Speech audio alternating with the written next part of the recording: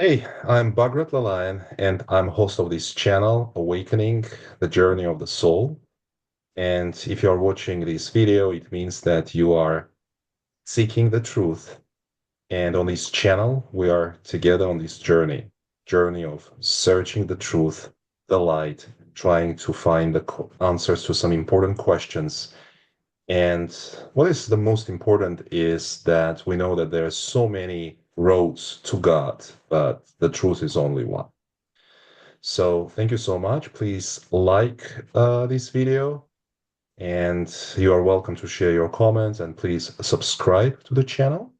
I'm also the author of The Awakening. There is only one truth book. So at the end of this video, you will get more details about the book, but this is actually the story of the modern scientist and who time travels to ancient Jerusalem of Yeshua of Nazareth and Miriam Magdalene to ancient India of Krishna, ancient Atlantis of Osiris, Isis, and Orpheus.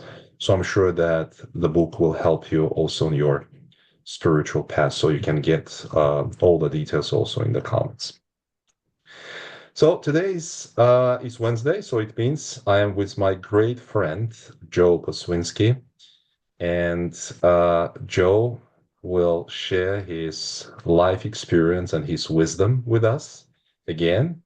So, hi, Joe, welcome. Thank How are you. you today? How are you today? Uh, How's your day? they're blessed by God, but tormented by the world. That's great. Great answer. So, the topic of discussion today is the level of the existence of the soul. And of course, it's a very, I would say, complex and difficult topic to discuss in 10 minutes. So probably we will have some additional episodes to continue this interesting discussion. But Joe, I just would like to start with some concepts, right, about the levels of existence of the soul. So all world religions and teachings and mystics and esoterics all align that the soul has a divine nature, right? That this is a part of God within us. But then we have a different vision when how soul incarnates, how many times, and where actually does soul exist. And for Western religions, for Abrahamic religions, soul incarnates during the birth of the baby, and after the death, it incarnates only once, and after death, it goes either to paradise or unfortunately to hell or some other, you know, levels of existence. There are some theological differences. The Eastern religions, they like Hinduism or Buddhism, or and a lot of mystical schools, they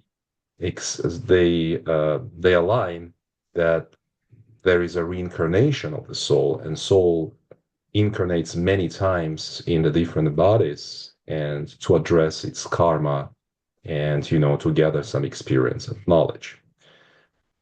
I have another vision, which was also a part and the main concept of my book, that actually soul never incarnates on the physical plane. It always exists on the spiritual plane, and also and only part of it, flame of it, incarnates in the physical body. And then I absolutely align and agree with Eastern teaching, to address karma, to get some experience, to educate itself, to learn something new, and it returns back to the father mother soul. And then, after some period of time, soul sends another flame into a new physical body. So what does resonate with you? Which concept? So, what is your understanding of the existence or the level of existence of the soul? Okay, I started out in the Roman Catholic belief system, which is that your soul enters you when you're born, or some people say at the moment of conception. So it's either the moment of conception or the moment of birth, and I'll leave other people to argue which of those it is. Uh, and then you live your life. And at the end of your life, as you stated, your soul goes either onto heaven, it goes to hell, or there's purgatory. Now, purgatory, the name purgatory from purge, is pictured as a place of fire. And the idea is that you go to purgatory. It's sort of as like a mud room in your house. So that what happens is uh, you you can't enter heaven with dirty shoes. So you have to clean your shoes. And then after that, you have to clean your clothes, you have to wash, and you have to be prepared. And this time of purgation or cleansing prepares you to then move back into the realm of reality. Now, as I got more involved in actually esoteric concepts, it struck me that the soul exists on some level. And when people are born, the soul joins with the physical body and it gains certain things to improve itself. And when that person dies, the soul moves back to be reborn. And when it's reborn, it keeps being reborn until it has gotten to the point where it's ready to move into heaven. The idea of hell is always difficult. For example, a lot of people like the Jewish faith because it doesn't have hell. But the idea is that you keep going and you keep going and you keep trying. And as long as you keep trying, you're working toward union with God. And one of the early theories about Atlantis is that what happened is that all the people, all the souls in Atlantis eventually got so cleansed that they actually all ascended into heaven at the same time. And that's how the people of Atlantis all disappeared, that they ascended into heaven together because they were ready to do so. And that's kind of my working model at this point. I think there is no set number of times that the soul comes back. I'm trying to remember, there was a movie where when the soul was coming back, they gave the person a shot, some kind of inoculation, so they wouldn't remember necessarily the past things. And that every now and then someone got through by a clerical error and they didn't get the shot, and they were able to see all these things from past lives. And that makes more sense to me. It makes more sense that the soul is the entity that eventually will be rejoined with God. And each incarnation, however many it takes for you to purify yourself to be ready to be with God. Yes, absolutely. This is our main goal, right? This kind of reintegration, returning Yes. to our, spiritual nature. Yes, I agree. So, Joe, I have just slightly different questions. So probably that we are moving from one topic to another very fast. But you just mentioned about, Roman Catholic education during your, at your childhood. So we have a new Roman Pope, the first American Roman Pope. So I don't want to discuss any political, I would say, insights, but what do you think about the timing right now? So we have a new Pope with quite interesting background, also considering his previous statements And you just mentioned about purification. He was talking about the importance of being, kind of a pure Christian. He was talking a lot about the love. He was talking about the fairness, etc. He's quite young, and he is American also. It's for the first time in the history, right? So what do you think about timing? Why now, 2025? And it's like actually 05, 2025. So, so what do you think? What is your vision on this? Okay, first of all, he went to college, university in Villanova, which is 10 minutes from where I live. And they were my university and high school training uh, was with Jesuits, and that's the world of the immediately prior pope. And this pope was raised with Augustinians, and uh, he has a degree. I'm going to say numerology. That's not the right word because that causes some people to think of gypsy fortune card readers, but he was very big on numbers and the way that numbers work. That was the basis of his degree, to my understanding at this point. To get back to your basic question, why now? It's there's so many changes that are going on in the world. Oh, the advent of Donald Trump and what he has done. Oh, to put America on a different path. And now the Pope, maybe to put the Roman Church on a different path. Yeah. And one time when we spoke, I mentioned, isn't it interesting, a coincidence that Hollywood will not produce a Robin Hood movie for 40 years, and then it will have three come out within 6 months of each other. Why does that happen? It's because something is calling out. So I think they say that the Roman Pope is chosen uh, by the will of God with the influence of the Holy Spirit. Okay. A good movie right now is the movie Conclave because it goes through that and it shows the machinations of electing the Pope. I was watching a Dan Brown movie that included the idea of a conclave, angels and demons. Angels and And I demons, was yes. I was interested in the fact that all three of these movies seem to touch upon the same subject, and they all gave a side. It's not a bunch of holy people sitting there meditating and waiting for the Holy Spirit to raise them up and tell them what to do.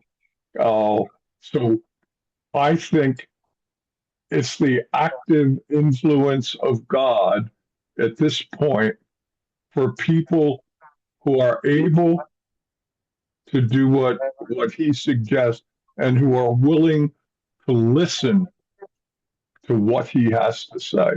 And that's actually my answer to your question. Yes. That the world is willing to have a leader. Now, this is what was warned about.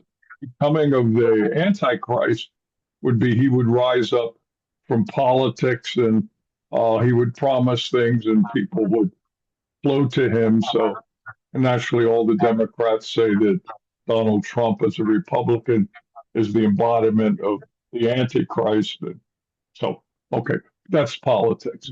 But the point is, the world is hungering and thirsting for something. And if we're fortunate, we'll hear his voice. There's a psalm that goes, when you hear his voice, harden not your heart. So that's part of what will be happening. So Right. kind of a roundabout answer to your question. Absolutely. But that's what I think. Yeah, it was a very insightful and very interesting. Very interesting answer. So, coming back to the existence of the soul and the communication with the soul. So we can call this communication in different ways. We can say, conversation with your master within, according to Rosicrucians, or, praying to your father. Actually, father is your soul, right? Not just external God, but actually your soul, your father or your sister or your brother, but a part of you, right? So we can call it like for the people who call themselves atheists, they can say, oh, this is just an intuition. This is my internal voice. So, I have to hear my intuition. For example, scientists say, intuition helped me in my discovery. For example, I saw it, when I was just walking around my house and I just saw this picture in front of me, etc. So what is your understanding of this communication with the soul, right? So, and sometimes when we establish this communication, so this is a first question, Joe. And the second question is how we should manage this communication. And, we talk about this a lot, that it's very important when you are hearing different voices. First, you have to ensure that that you are not getting mad or crazy, right? So it's not your physical communication because of some bipolar issues, but actually this is your communication with your spiritual part, right? So why it's important to ask the name, for example, of the host of this voice. So why it's so important to identify the the origin the of this voice. So two questions. First, what is your understanding of the communication with the soul? And the second, what is your, I would say, guideline about the management of this communication? Okay, first of all, the most important thing if you want to talk to someone who is not here with you is to have a method of communication. Now, doctors, for example, medical doctors, some of them are just car mechanics working on a more complicated engine, but many of them are healers and they can sense that the body has a defect in its vibration or something like that. So then they have to have enough knowledge to know how can they put this right.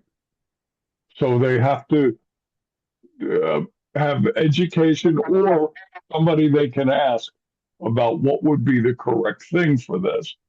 So that's the initial thing.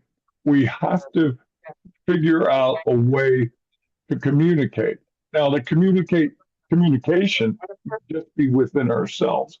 If we're talking about souls and different levels of existence, but it's also there. One big difficulty I have with the world is that a lot of people don't recognize the existence of evil. Okay. Some people will say, for example, there is no such thing as darkness. Darkness is only the absence of light.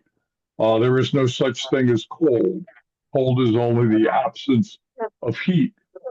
So a lot of people will go that way and say, there is no devil. There's only the absence of God. And it's a parallel. On some levels, I like it. It's a good introductory level. So I guess what I'm saying is, I really admire the systems that require you to go through a whole bunch of levels. They don't give you the top level at the start. They let you understand things and ask things along the way. So that's the first thing. And I've forgotten your second question. The second question, actually, how to safely manage this communication, just to ensure that you really talk to, I would say, your master within your soul, right? Or I would say to I would say positive entities and you are not actually, in a communication with, as you mentioned, the dark forces, right? Or the evil. So how to manage in the correct way? For example, okay, you do your meditation. A lot of people are trying to establish this internal communication, try to find a way to their soul. But then, it's like when you turn on the radio, you can go to the different, channels, and you can, interact, and you can engage with the different type of spirits. So how to identify the right spirits? What are the right questions? How to manage this situation for those who are doing this, let's say, for the first time, or just experiencing this kind of communication? That's really, really a difficult question. Okay. Partly, think of yourself going to a party and no one else there. And you have to mix and mingle. Now they will not meet you. They will meet your representative.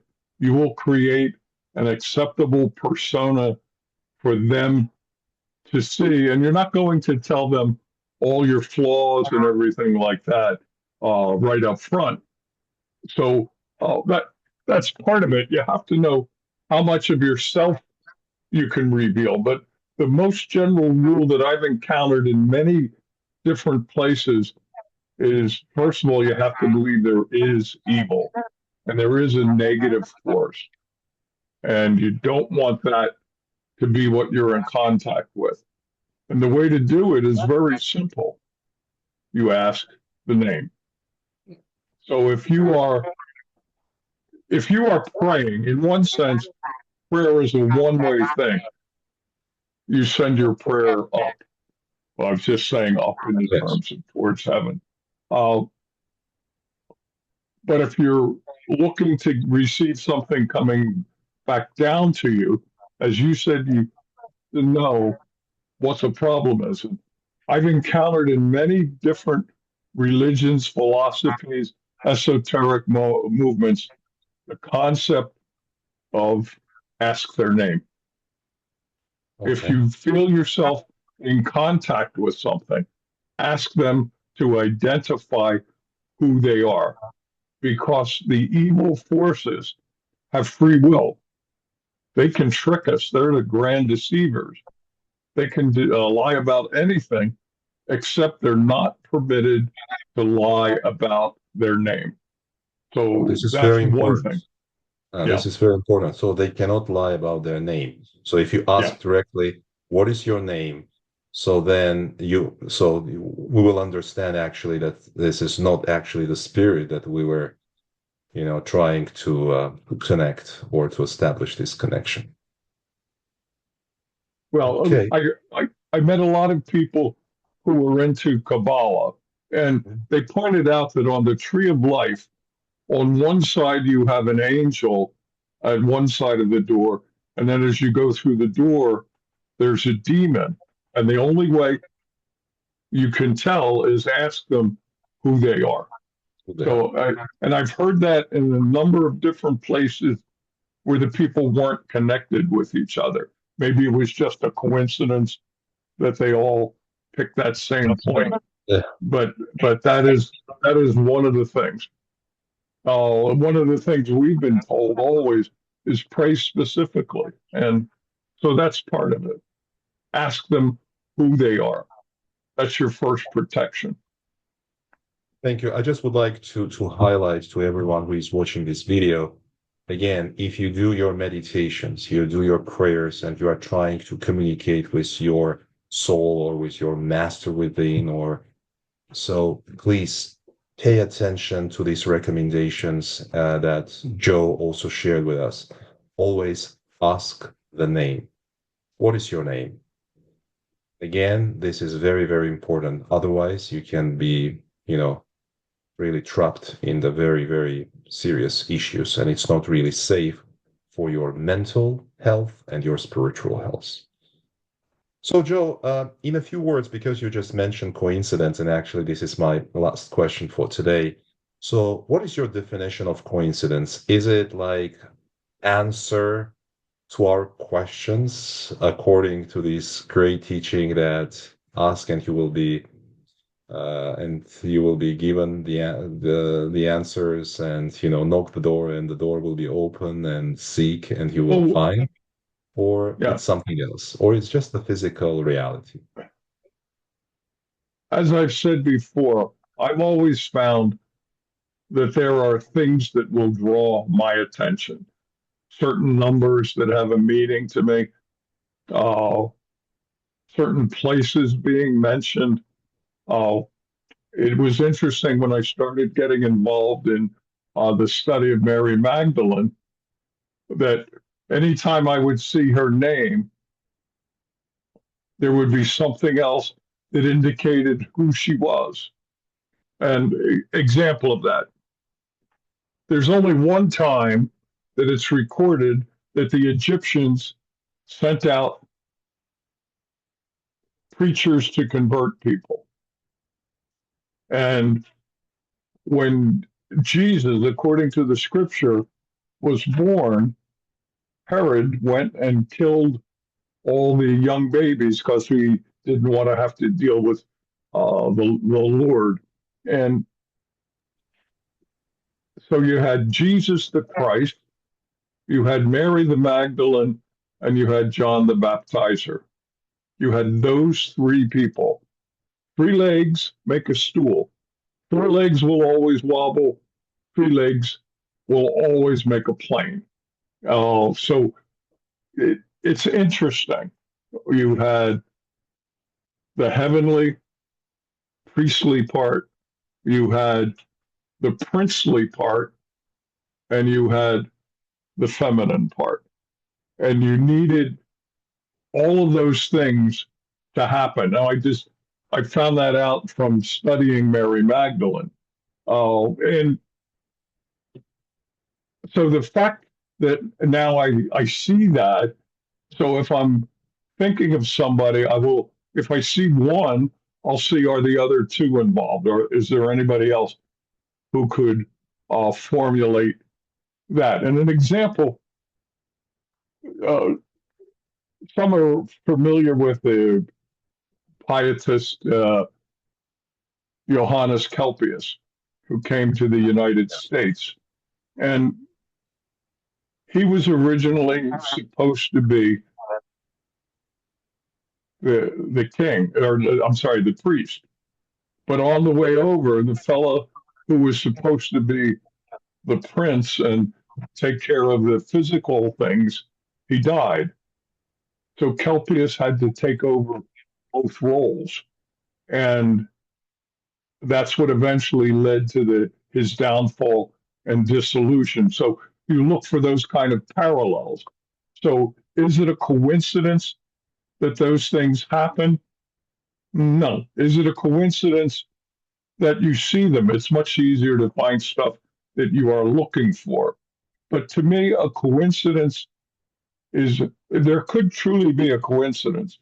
Somebody put on a blue shirt that day, and the blue is like I have right now a Star Trek tie. So you might be a great Star Trek fan. So if you see that tie, you'll come over and talk to me. And I don't wear it for that reason. I wear it because, well, I'm strange about neckties. Uh, but that's that's my idea of coincidence. It can be. Maybe I'm wearing this so that someone watching this video will say, "I really have to talk to that guy." So that's the idea of coincidence. I had no idea when I put this on this morning that that may be the effect of it. So the thing is, uh, that's my definition of coincidence. I think coincidences are all potential joinings. Yeah, absolutely. All right, that was a great discussion. So again, Joe, thank you so much. So we touched a very difficult topic today about the existence of the soul, about coincidence. We even managed to talk a little bit about new Roman Catholic Pope. So, and potential, the timing and transformation that is going on also in the world. So thank you so much, Joe, for your time. It was great to have you here, and we'll meet probably next week again, and we will have another very interesting topic to discuss. Thank you so much. Always my great pleasure to be with you. Thank you, and also thank you to everyone who was watching this video, and please share your comments and subscribe to the channel. You're very much welcome to be very, very active on this channel, because this is channel actually being created for you, for those like Joe and myself, for those who are seeking for the truth, for the light. Thank you so much, and see you soon.